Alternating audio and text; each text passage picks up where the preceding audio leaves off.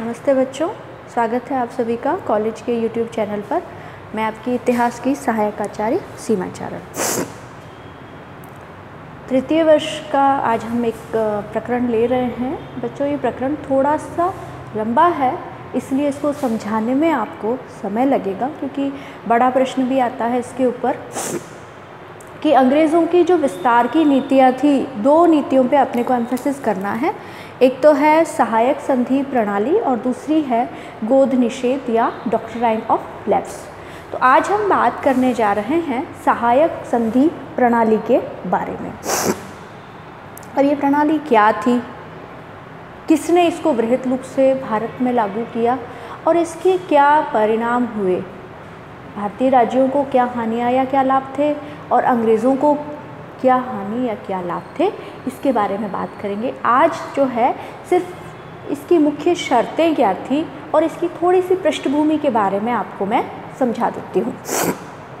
Lord Wellesley जो था वो 18वीं सदी के अंतिम वर्षों में भारत आया। जब वो भारत आया तब फ्रांस में क्रांति हो चुकी थी और नेपोलियन जो है उसने गद्दी ले ली थी। राजा वो नहीं बना था, लेकिन राष्ट्राध्यक्ष वो बन चुका था। और नेपोलियन के अधीन फ्रांस जो है उत्तरोत्तर सभी यूरोपियन सेनाओं को लगातार पराजित करता जा रहा था और फ्रांस का साम्राज्य विस्तार हो रहा था। इस पर्पस से जब वेलेस्ली भारत आया तो उसके मन में एक बहुत बड़ा भय था फ्रांसीसियों का, कि कहीं ऐसा नहीं हो कि फ्रांसीसी जो हैं वो भारत के राजाओं से लगातार प्रत्यक्ष संपर्क कर लें और हम जो उनसे रिलेशन बनाना चाह रहे हैं, हम जो साम्राज्य विस्तार की कहीं ना कहीं मन में हमारे इच्छा है उसको पूरी ना कर ले, फ्रांसीसी जो है बाजी मार ले जाए। हालांकि युद्ध जो हुए थे तब तक उनमें फ्रांसीसी परास्त हो चुके थे, लेकिन फिर भी अब नेपोलियन के अधीन फ्रांस वैसी सैनिक शक्ति नहीं रह गया था। तो बात यही है कि वेलेस्ली जो है वो चाहता था कि भारतीय राजा जो हैं फ्रांसीसियों से कोई संपर्क ना साधे।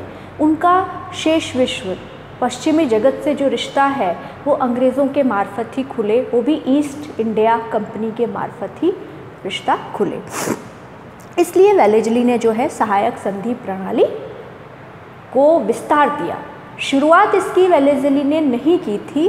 अगर आपको याद हो तो दक्षिण में जब युद्ध लड़े गए थे तो फ्रांसीसी जो गवर्नर था ड्यूप्ले ने क्या किया था, हैदराबाद राज्य से एक सहायक संधि की थी। वही बात है, संधि की शर्तों पे हम चर्चा करेंगे। इस संधि के अंतर्गत उसने अपना अंग्रेज़ रेजिडेंट जो है बुस्सी, उसके अधीन एक सैनिक टुकड़ी जो है हैदराबाद के दरबार में रखी। अब कई लोग जो है सहायक संधि के अलग अलग चरण बताते हैं कि शुरुआत में जो है जब कंपनियां आपस में लड़ती थी तो भारतीय राजाओं से कुछ सैनिक लेती थी, फिर उनको लगा ये तो भाई महंगा पड़ रहा है, तो उन्होंने कहा कि भारतीय राजाओं को कि हम आपके लिए एक सैनिक टुकड़ी तैयार रखेंगे, आप उसका थोड़ा बहुत खर्चा हमें दीजिए। ऐसा करते करते करते करते वो कहते हैं ना कि अंगुली पकड़ के जो है पूंछ पकड़ना या कलाई पकड़ना, वो वाली बात हो गई। शुरुआत उन्होंने करी थी कि हम छोटी सी एक सैनिक टुकड़ी रखेंगे। धीरे धीरे वो चरण ऐसे पूरा हुआ कि भारतीय राजाओं की तो पूरी सेना ख़त्म कर दी जाएगी और सेना अब रहेगी ब्रिटिश ईस्ट इंडिया कंपनी की, और ये सेना राजा की सीमाओं की रक्षा करेगी। इसका खर्चा जो है राजा देंगे। इसको आप अगर सोचना चाहो कि आपके घर का दरवाज़ा, उसका ताला जो है उसकी चाबी किसी और के पास है, आप उसको ताला लगाने के बाहर से किसी को अंदर नहीं आने देने या अंदर से बाहर नहीं जाने देने के लिए पैसा अदा कर रहे हो। यही भारतीय राजाओं ने किया। अब एक बात यह है कि किन किन राजाओं ने ये संधि स्वीकार करी, इनसे उनकी बुद्धिमत्ता का पता चलता है, उनसे मानसिक स्तर का पता चलता है, और पूरी दुनिया में जो यूरोपियन हैं वो कैसे अपना साम्राज्य विस्तार कर रहे हैं वो इस बात से अनभिज्ञ थे, इस चीज़ का भी हमें पता चलता है। वैसे जब बक्सर का युद्ध हुआ था तो 1765 में क्लाइव ने जो अवध राज्य के साथ संधि की थी उसके अंतर्गत यही था कि अवध में जो है कंपनी की एक सेना तैनात रहेगी। तो अवध को बाद में इसको वापस रिवाइंड किया गया, इस सहायक संधि को विस्तार दे करके। विस्तृत रूप से सहायक संधि पर हस्ताक्षर करने वाला जो पहला भारतीय राज्य था वो था हैदराबाद। 1798 में हैदराबाद के जो नवाब थे उसने अंग्रेज़ ईस्ट इंडिया कंपनी से इस प्रकार की संधि की। दूसरा था मैसूर। अब आप सोचोगे मैसूर में तो हैदर अली थे, टीपू सुल्तान थे, जिन्होंने फ्रांसीसियों से सहयोग लेने की कोशिश की थी, लेकिन जब टीपू सुल्तान ने सहायक संधि पर हस्ताक्षर करने से इनकार कर दिया तो वो वेलेस्ली की नज़रों में आ गया और उसको पराजित करके मार डाला गया। बाद में जिन राजाओं को मैसूर की गद्दी सौंपी गई वो तो उनके अंग्रेज़ों के ऋणी थे, तो उनके लिए ईस्ट इंडिया कंपनी की सहायक संधि पर हस्ताक्षर करना कोई बड़ी बात नहीं थी। दूसरा राज्य था मैसूर, इसके लिए टीपू सुल्तान को पराजित होना पड़ा। उसके बाद तंजौर, फिर अवध और मराठा, जो कि तत्कालीन भारत की सबसे बड़ी शक्ति थे। इनके पेशवा जो था बाजीराव सेकंड, उसने 1801 में जो है दूसरे मराठा सरदारों से वो नाराज़ होकर के अंग्रेज़ों के पास चला गया और वहाँ जाकर के उसने अंग्रेज़ों से सहायक संधि कर ली। फिर धीरे धीरे सिंधिया, भोंसले और गायकवाड़, होलकर, इन सभी राजाओं को भी विवश होकर के अंग्रेज़ों से संधि करनी पड़ी। राजस्थान में भी जो है लगभग सभी राज्यों ने गाहे बगाए अभी नहीं तो थोड़े वर्षों बाद अंग्रेज़ों से सहायक संधि कर ली। अब जब मैं इतनी संधि की बात कर रही हूँ तो आप यह भी जानना चाहोगे कि संधि की मुख्य शर्तें क्या थी, तो इसकी मुख्य शर्तों पर आ जाते हैं। पहली जो शर्त थी सहायक संधि की, ईस्ट इंडिया कंपनी जो है वेलेस्ली के अंतर्गत जो सहायक संधि कर रहा था वेलेस्ली भारतीय राज्यों से, उसकी पहली शर्त थी विदेशी संबंध। विदेशी संबंध का मतलब है कि भारतीय जो राजा हैं, उनके राज्य हैं, वो ईस्ट इंडिया कंपनी के पूछकर दूसरे देशों से संपर्क बनाएंगे। पत्राचार, उनके मित्र कौन होंगे, शत्रु कौन होंगे, ये सब जो है वो कंपनी से पूछकर करेंगे। कंपनी का मित्र राज्यों का मित्र, कंपनी का शत्रु राज्यों का शत्रु होने वाला था। ये थी इस संधि की पहली शर्त। दूसरी शर्त क्या थी बच्चों?